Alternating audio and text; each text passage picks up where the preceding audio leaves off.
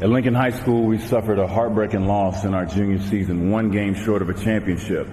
And I remember after the game, Gino asking me like, yo, man, why are you crying after every game? And I told him it was because I felt like I wasn't enough, you know?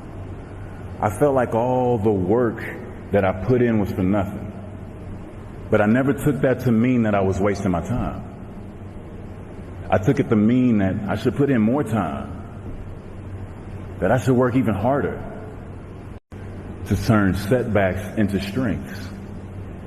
Because in a way, that's the lesson I've been learning my whole life.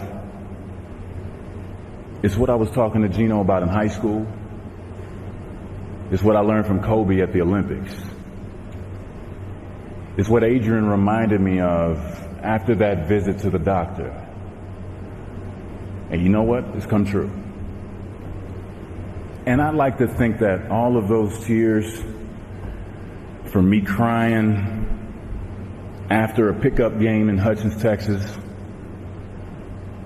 at Highland Hills Recreation Center on Saturday, after my dad would pick me up from open gym, the tears on that Laker jersey after the kids made fun of me, the tears on national TV after losing that championship. Tears that came after not being able to play the game anymore. They weren't endings. They were beginnings. They weren't moments that made me want to stop working. They were moments that made me want to work even harder. And when I think about it, they were more than tears. They were the water that made it possible for the seeds of greatness inside me to grow. And they're the reason that that little kid with those thin makeshift posters on the wall is standing in front of his heroes tonight as a member of the Naismith Memorial Basketball Hall of Fame. Thank you very much. Now, it took me a minute to figure it out, but this guy wasn't only awake before me. He had already worked out. He had just played in the finals days earlier. Meanwhile, I'd been off for months and I was still exhausted. What he had done that morning was incomprehensible to me. That dedication he had only days after falling short of an NBA championship. That taught me something I've never forgotten.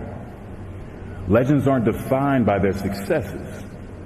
They're defined by how they bounce back from their failures. And that's what I hope to communicate to anyone watching this, especially the kids. It was 2008. The Redeem team was formed. And we were in Vegas for the start of training camp, and we were getting ready for the Olympics in Beijing. We're going to head to Beijing. And I wanted to establish myself as a young leader on the team by waking up bright and early, day one.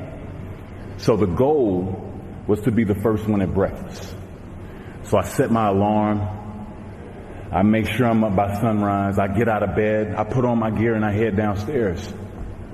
But when I get there, Kobe's already there with ice packs on his knees, drenched in sweat.